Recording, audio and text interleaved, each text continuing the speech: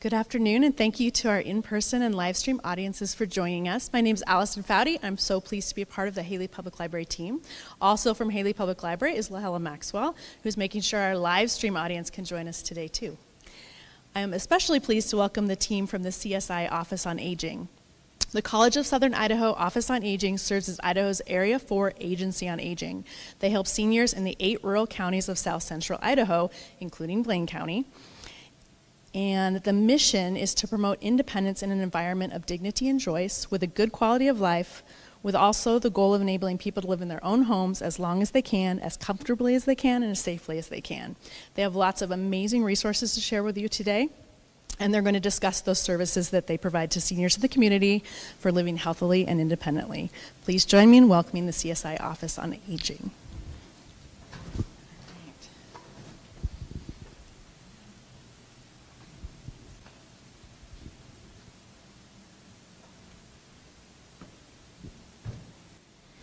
Thank you. It is wonderful to be here. It's nice to be streaming, so this should be an extremely good presentation, if you like puns.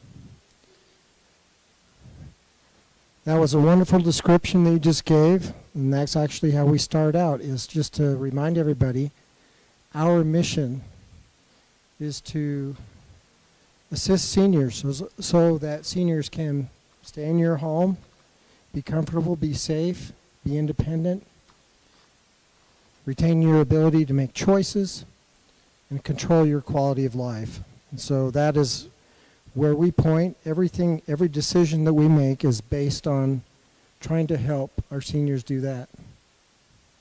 And I'm going to just go ahead and turn the time over to the first member of our team who's going to speak. That's Johanna Lloyd with Contracts and Nutrition.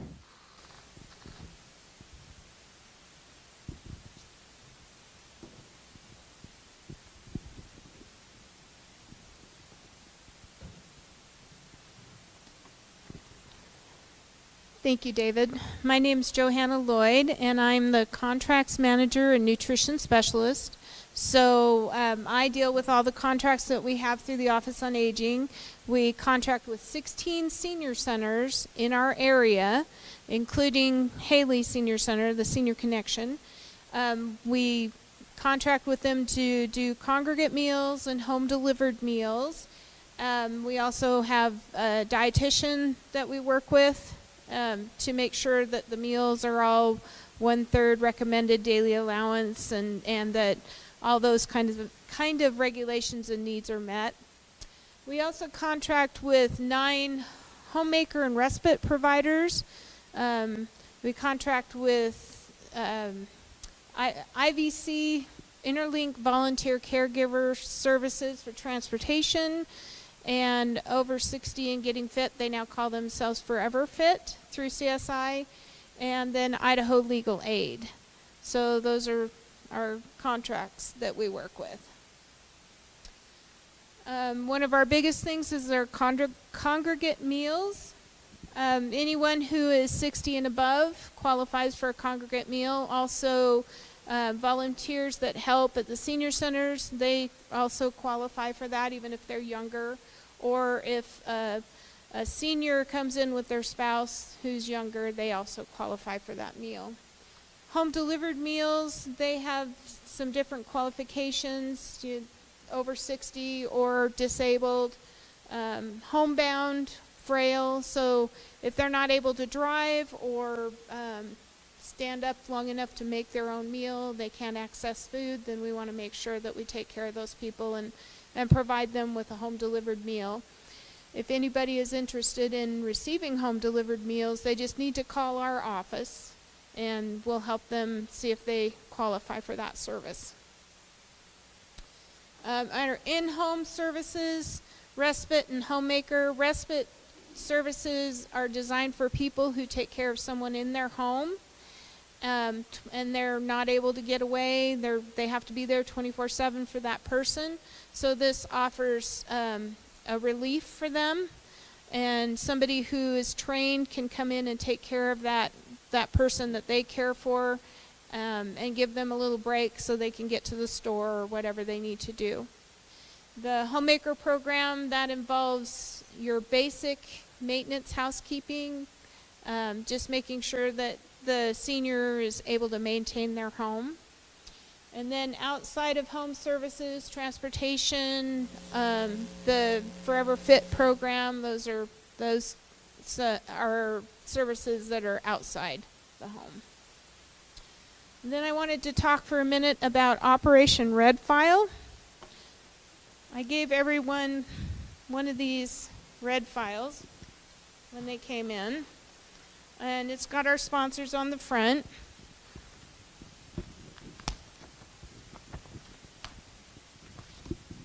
Inside you'll find all kinds of good stuff.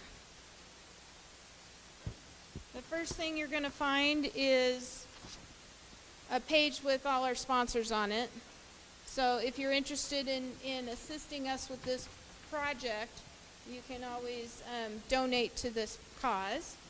You just go to the CSI Foundation website and you can choose to donate to the Operation Red File or the Office on Aging.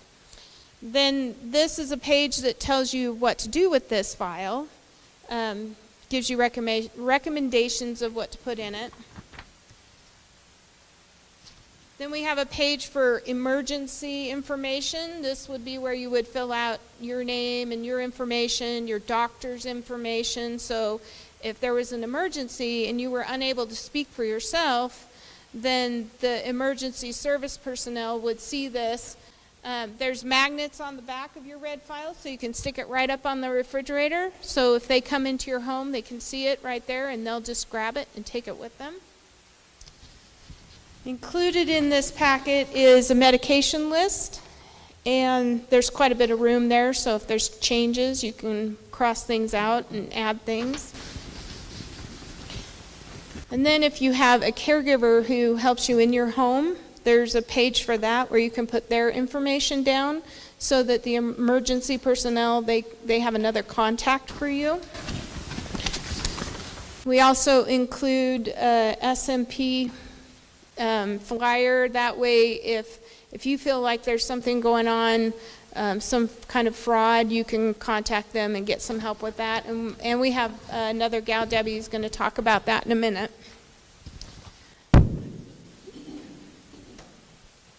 Then we have an emergency preparedness flyer in there, and that talks about what to do if there's an emergency, disaster.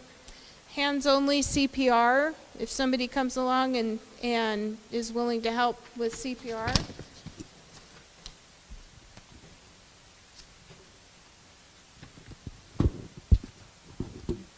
And then, last but not least, we have our flyer in there, our brochure.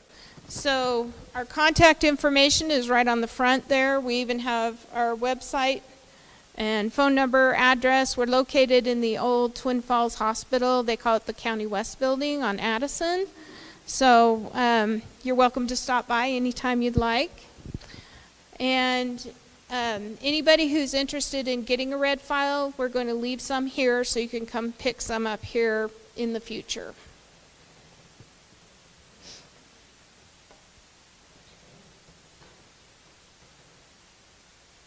Now I'm going to hand it over to Debbie.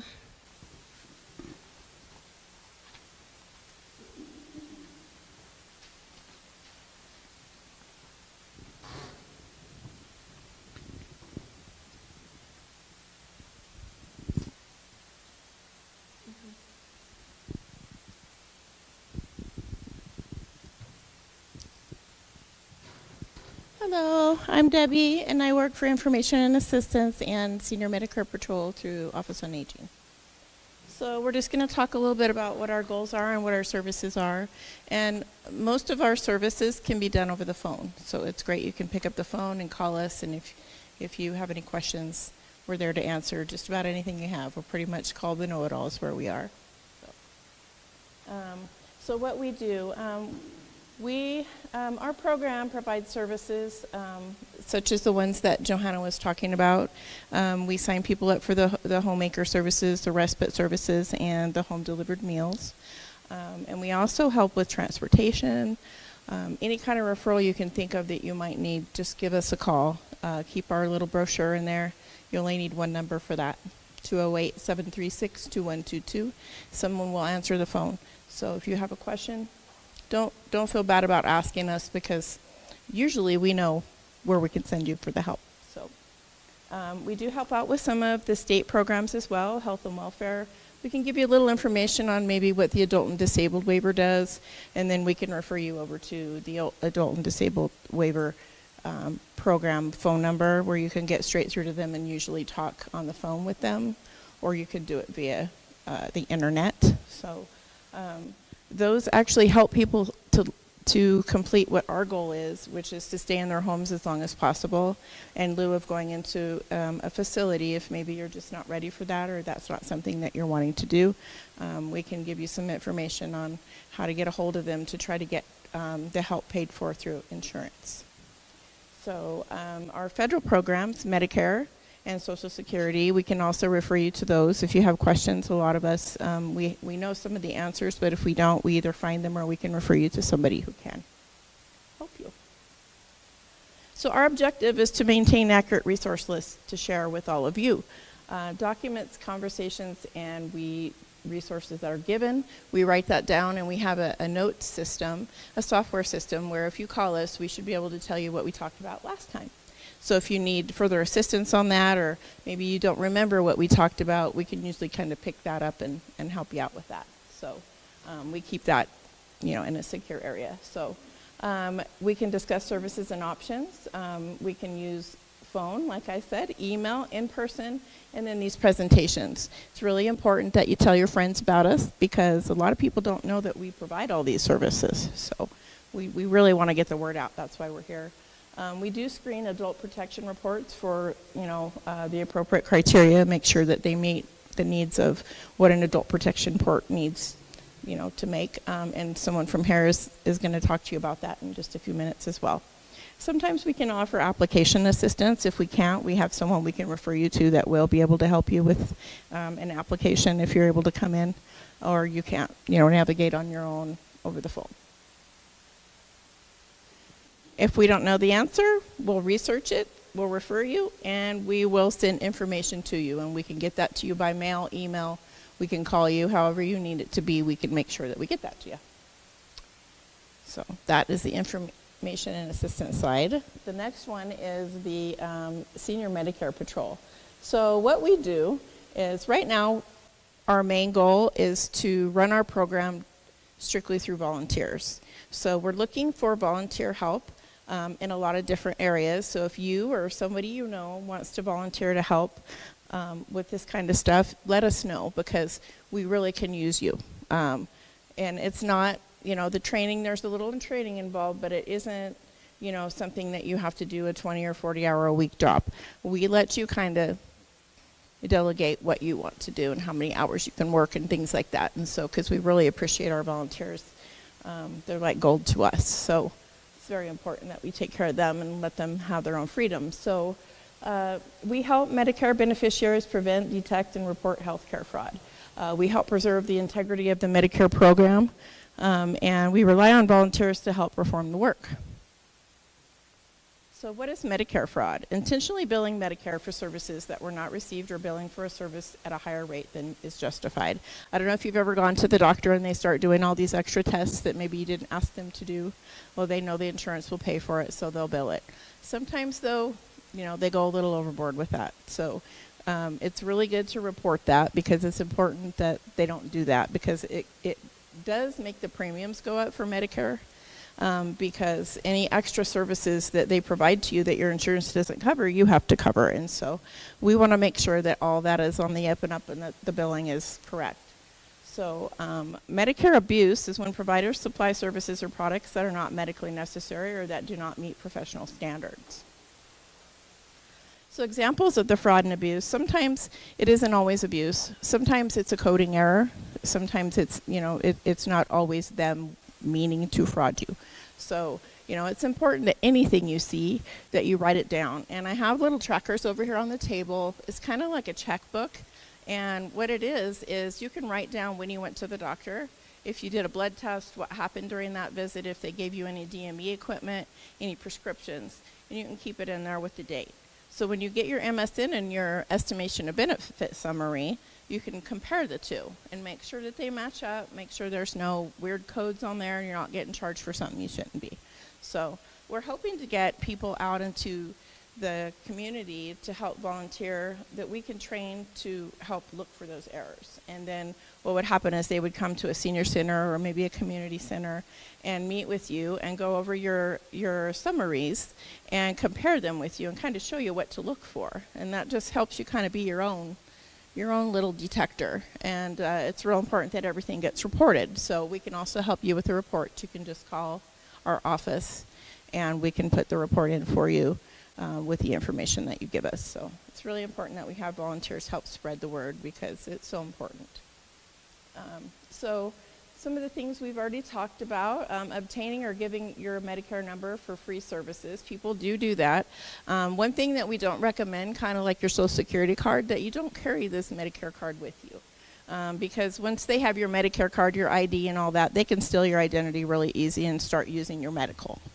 So you want to kind of keep an eye on that too. If you get a bill and you never went to the doctor, you should probably look into that and make sure that you report it. And we have a new Medicare SMP tracker. If you're real savvy with cell phones, you can download it through the Google Play app. It's called SMP Tracker, Medicare Tracker. And you can actually go on there and fill it all out too and send it all in right from your phone. It's great. So I don't know if you've ever been in there where they've done unneeded or excessive x-rays and lab tests that maybe they don't need. Maybe you're just going in for a wellness visit and the next thing you know, you're there for 3 hours and they're doing everything under the sun. So it's your right to tell them you don't want to have that done. And when you get your summary, just make sure you look at it, make sure everything on there is correct. And if you ever get a bill, definitely look at the bill. And if you need help looking at it, give us a call. We'll help you through it. So, protect yourself and others from Medicare fraud. Do treat your Medicare card number like a credit card. Do watch out for identity theft. Do be aware that Medicare doesn't call or visit to sell you anything. Do be cautious of offers for free medical services, and do pass this information on. Don't give out your Medicare number except to your doctor and other Medicare providers, and don't carry your Medicare card unless you will need it. And that is basically it for the Medicare card. You can leave that in a locked area at home. Unless you're going to a new provider, a new doctor, a new pharmacist, they'll want to see it again. Sometimes they want to scan it. But there's so much stuff that's online now that they should be able to access a lot of that stuff with you sitting there. But if they can't, bring it to your next appointment. That's great. Then just take it back out and put it away. It just helps you to keep it safe. So 3 steps to prevent healthcare fraud is to protect, detect, and report. So if you are interested in volunteering or you know anybody that is, please contact us. We've brought a little giveaway items over here we'd like you to help yourself to. There's also a sign-up sheet for volunteers. And I left a flyer there with our phone number on it as well. If you want to share with any of your friends to become a volunteer, we would love to have someone up in this area that can help everyone in the community with this. That's here local. They don't have to do a lot of traveling and things like that. So, and next we're going to introduce Mindy from Adult Protective Services.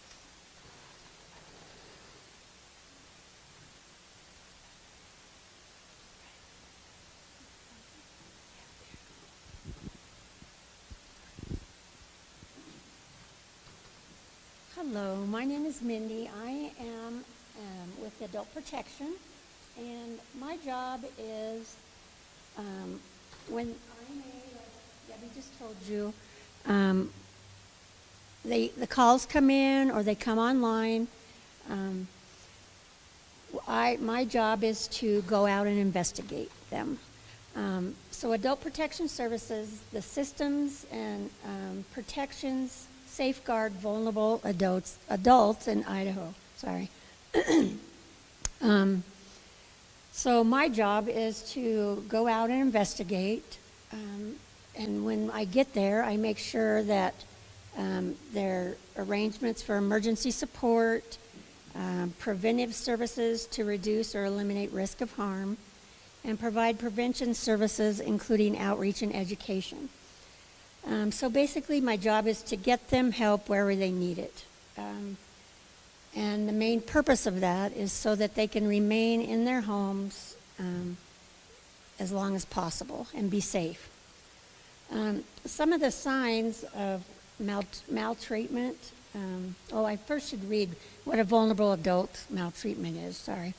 It is the intentional or negligent infliction of pain or injury on a vulnerable adult. There are different types of vulnerable adult maltreatment, such as financial exploitation, human trafficking, neglect, physical abuse, psychological abuse, and sexual abuse. And we see pretty much all of those. But if someone is caregiving, or you see somebody in the community that you're around a lot, some of the maltreatment signs are like they have a sudden change in their behavior, or they kind of withdraw, possibly, and they act different, or they appear hungry or malnourished, or they also change in their personal hygiene. You know, they're not their normal self. And then if they have unusual financial activities with their money. And these are commonly caused by people that they know and trust. Family members, caregivers, friends, service providers, and even strangers. It can happen.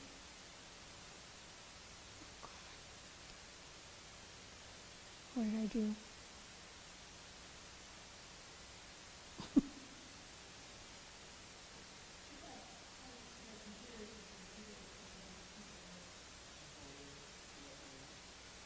Yeah, so I'm pushing. I knew this would do this to me.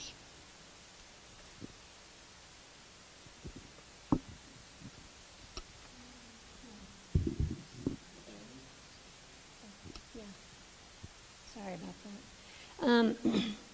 So the definition of a vulnerable adult is an adult that is 18 years or older who is unable to protect themselves from maltreatment because of physical or mental disability or degenerative brain disease, or inability to communicate or implement their decisions regarding the person, impaired ability of an older adult to provide adequately for their own care or protection. And basically anyone who is able to make and implement their own decisions are not considered vulnerable. That's one of our main things that we have issues with. Even if they make bad choices, that is not up to us to decide. You know, we get a lot of calls for people, oh my gosh, their house is a mess, their house stinks, their house this. If I go there and they're perfectly normal, can implement their own decisions, all stuff like that, then that is their choice to live that way. People get mad about that sometimes, but we have to kind of follow our rules. So, but we do that can cause an issue sometimes. So, the easiest way to report, and we have mandatory reporting, and we have just anyone in the community can, a concerned citizen can call to the office, or we have online also. We just call and talk to the INA, and they screen the call, and then it comes to me, and then I go out and investigate it. So basically call the main office number at the 208-736-2122 and say you want to report adult protection issue.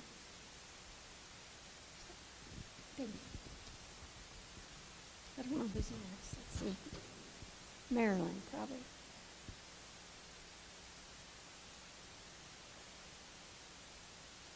There we go. Now it's Marilyn. Push the arrow.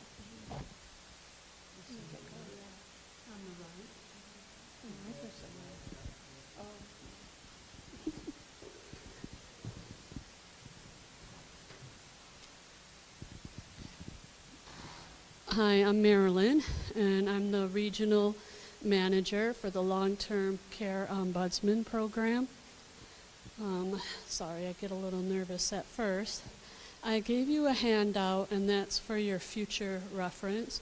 I'll be using the slides to kind of talk about our program. Right here you see advocates for residents' health, safety, welfare, and rights in nursing homes and assisted living facilities. So our role is we work with residents of any age that are either in skilled facilities or an assisted living facility. So the fancy word ombudsman is a Swedish word, and it means I just tell people we're resident advocates. Is a specially trained advocate who is given authority under federal and state law to investigate and resolve complaints made by or on behalf of long-term care consumers. So how can we be of assistance? I'm going to go ahead and follow my sheet so I can face you. We also provide information and assistance when people call our office wanting to know about facility. You know, a lot of times, actually we're getting a lot of calls now, which I really appreciate, people kind of looking forward to the possibility of themselves or a loved one needing to go into a facility. So we have lists of all the facilities. We have 50 in our 8 counties that we oversee. And so that's a reference that either you or you can let other people know. They can call our office. It's the same number, but you just ask for the Long-Term Care Ombudsman Program, and we will get that list to you. Our list is pretty detailed. It tells you what they're licensed for, how many beds, if they accept Medicaid, pets, if they have secure memory care. Secure memory care is licensed by the state, like the assisted living facilities. And then you can always call and ask questions about that. We can't recommend any facilities, but we will point you to where you can have access to their latest survey. And that's a real good indicator of whether that might be a good fit for you, or if they've gotten, they call them core or non-core deficiencies, you know, what they were and what they've done to correct those. So we do a lot of education as well, not only in the community, but with our residents.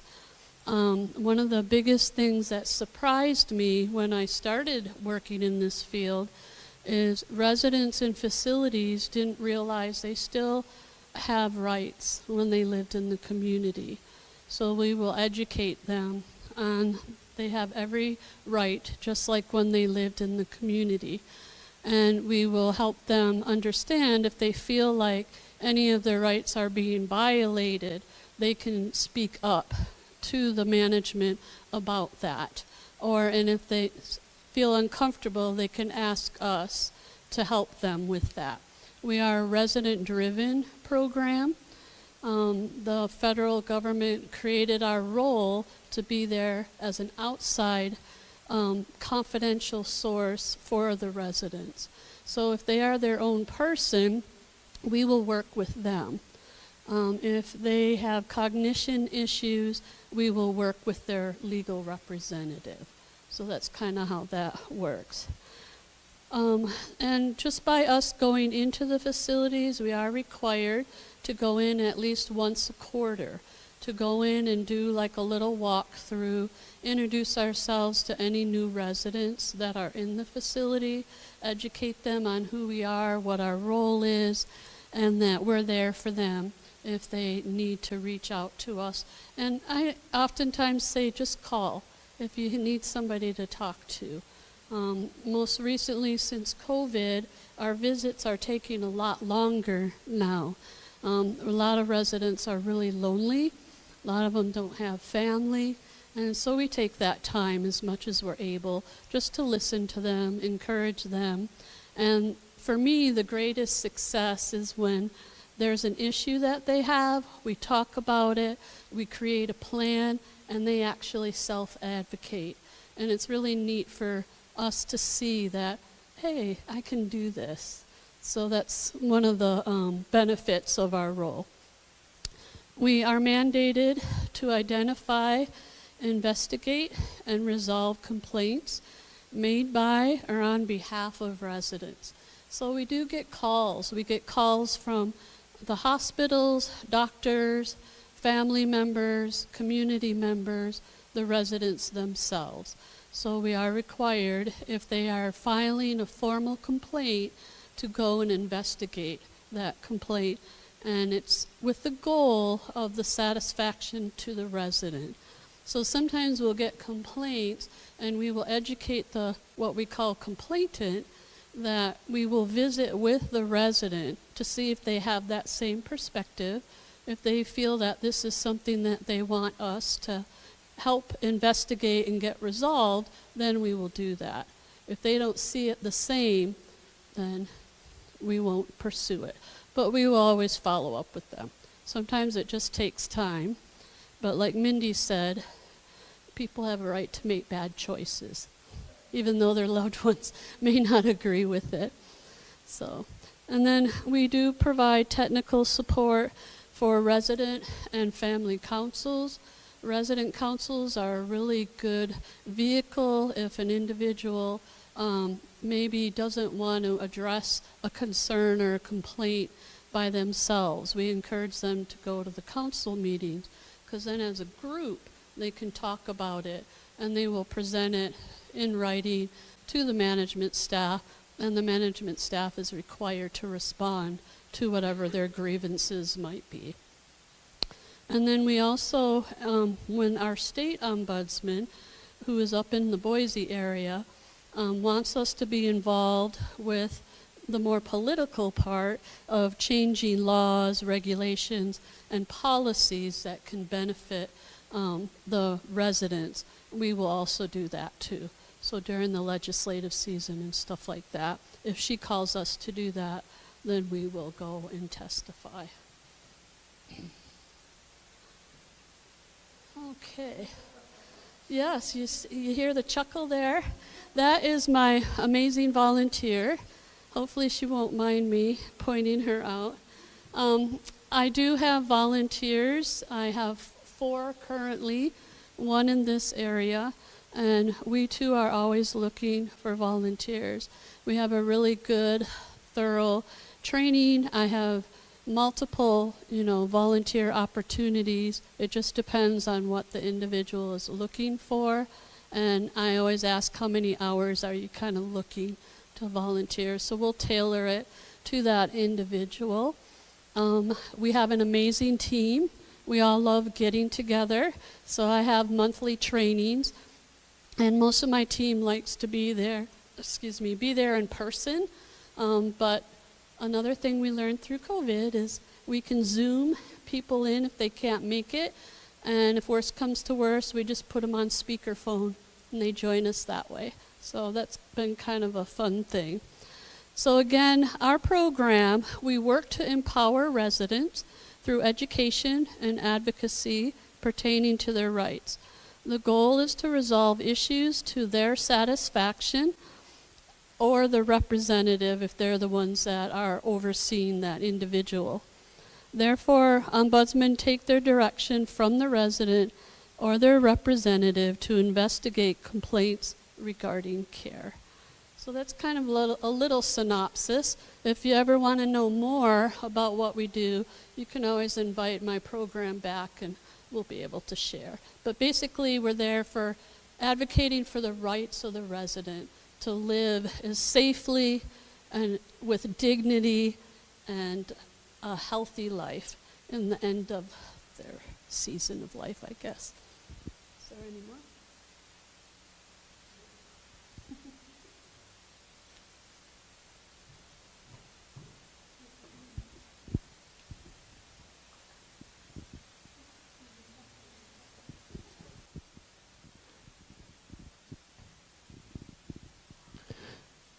So you can tell there's quite a variety of things that are happening through the Office on Aging. Well, we've got a few more. But first I want to say, if you can't remember everything from this presentation, don't worry about it. If there's something in particular that you're interested in, all you have to do is dial that one number. It's a one-stop shop, 208-736-2122. It's in that pamphlet that's in your red file. And you just, whoever answers the phone, you tell them what you'd like to find out about, and we'd be happy to spend time on the phone with you. But I want to share some new things that are going on. We actually have 2 caregiver support groups. Does that make sense? Who knows what a caregiver support group is? So if you're a caregiver and you want to be uplifted, receive some education about caregiving, and you can do that in a support group. We have 2 that are happening in Twin Falls at our location. One is done by the Alzheimer's Association. It's every 3rd Tuesday of the month at 6:30, so there's one in the evening. And then there's one every 2nd Wednesday of the month by the Community Care Program, and that one's actually 1:30 in the afternoon. So there's one in the afternoon, one in the evening. And if you would like to make that and for some reason don't have the ability to get there, then give us a call. Maybe we can figure out a way to help you. Coming up in the Twin Falls area is this Senior Fraud and Financial Exploitation Prevention Roadshow. This is a wonderful thing. It's been developed in conjunction with the Adult Protective Services at the state level and the Idaho Idaho Department of Finance. And so they have developed this workshop to help seniors get educated and enable them to avoid being financially exploited. It's a wonderful presentation. This time it's in our area at the Twin Falls Public Library. In our office, one of our goals and actually requirements is to develop dementia capability. So one of the things that often seniors may face is having a loved one start to develop some dementia or dementia-related symptoms. There are 3 programs that we participate in. One of them is called Dementia Friends. It's really community education. It's great for everybody to learn about because you may have a neighbor or family member who has dementia, who has some memory challenges, and it will help individuals develop the capability, the skill set in order to communicate with those individuals. We also have 2 other programs that are really great. The Positive Approach to Care is for family caregivers and close friends of someone who is experiencing those symptoms. It's actually developed by Teepa Snow, and it takes you through the stages of dementia, and it educates the person who is most typically living with the person and is the caregiver, helps you to understand how to more effectively communicate with that person as their view and perspective of life begins to narrow. It helps you to understand the stages of what they're going through and how best to be able to help them without getting frustrated. And then the other one is called the Big Umbrella. It's for everybody. It covers all kinds of illnesses that are dementia related, and it gives you a great perspective on brain health and the kinds of things that you may see or may experience. So that's another wonderful thing. So if you'd like to learn about those, again, you just dial that one phone number.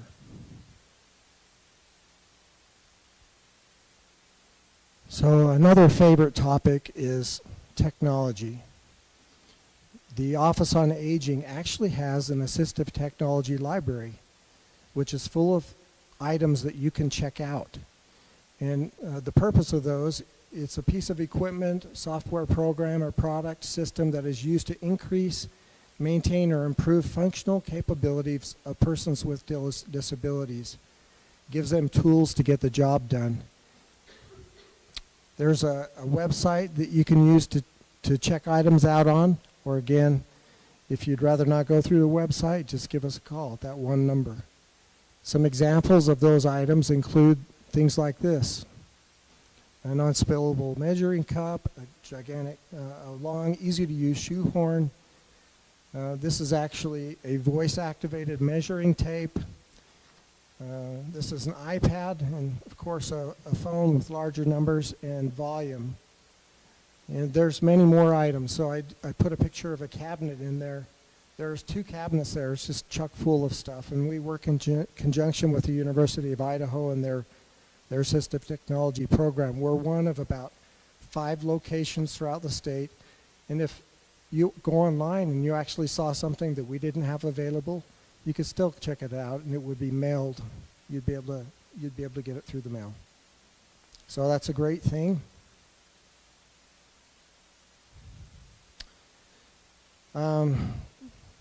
One new thing that I forgot to mention, and it's about respite and Homemaker Services. So we normally provide those services through a contractor.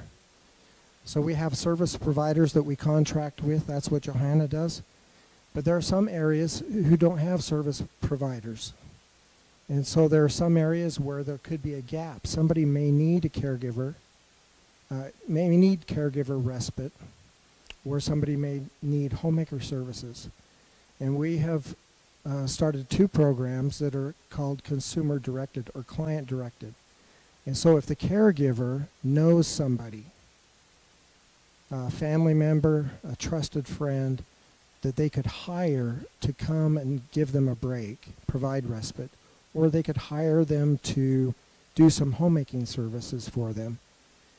You can call our office, and you could talk with our information assistance team to see if you could qualify for that and get on that list. Essentially what that does is it enables you to hire somebody. Usually it's about $100 a month that we authorize people for. And so you can hire people to come and do that and pay them, and we would reimburse you for that. And there's a way to go about signing up for that kind of a service. You just, again, that one number, 208-736-2122, you just call up and say, I'm interested in Homemaker Services or respite services that are consumer directed or that I would be in charge of. Again, I know that this is a lot of stuff, and we love to talk to you, so whatever you want to talk about, find out more about, we'd love to talk to you.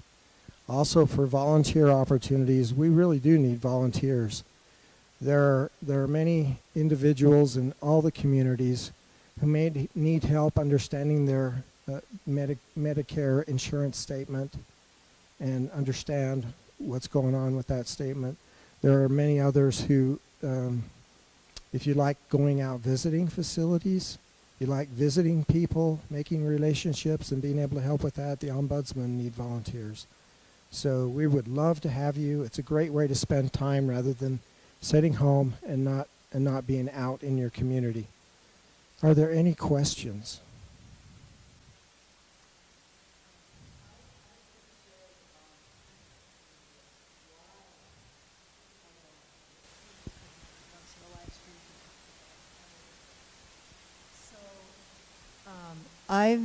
I'm Deb Santa, and I live here just north of Haley, and I'm the ombudsman that visits the Cove. I've been doing it about 5 years, I think, Marilyn. So, okay. I grew up in northern Minnesota, and I knew 3 of my great-grandparents. I had wonderful grandparents, and then my parents were aging, and we're all 22 years apart because we're all the oldest in our family, if you can imagine. So growing up young, I was always visiting all these wonderful family members. And then after I moved out here when I was 25, it was a lot harder to be that close. So I tried to learn ways of supporting people in my family or family members who were helping grandparents. My grandmother had Alzheimer's. One of my mother's first cousins had Lewy body dementia and Parkinson's, and a lot of things like that. And then as my parents aged, as soon as I turned 50, I signed up for AARP. And my friends thought that was ridiculous because we like to feel in our 50s that we're too young to know anything about that. But I did it because my mom especially was giving me strange information for my grandparents. And I wanted to know what was going on out there federally and of course they're in Minnesota, but to learn about it. And so I just started reading the articles, and I'll tell you, the AARP magazine is so up to date. We had that wonderful woman that was in charge of it the last so many years, and she's really brought it into this, into our time of life. And I'm really glad I did that because in my 60s, my husband ended up with losing his kidney function and having a transplant. So I was already ready to know about Social Security, Medicare, and all these things that my family immediately would need, but I could also be involved with decisions my parents were making because my dad was disabled at 55 with a brain aneurysm type thing. So I just, as my great-grandparents died and my grandparents and then my father, I just felt like if I got involved with the Ombudsman Program and was visiting facilities, that I would know about the next stage of things, especially if any of my family members didn't have someone willing to take care of them at home. And I'm really thrilled that the Office on Aging is doing so much to support people staying in their homes, because that is the only option my parents would accept. And whether or not their 5 children agreed with it, especially me being the oldest and so far away, just navigating all that. So that's why I'm a volunteer, maybe to alleviate some of the frustration I have of not living in Minnesota. It's a pay it forward idea that I'm here and they're there. So that's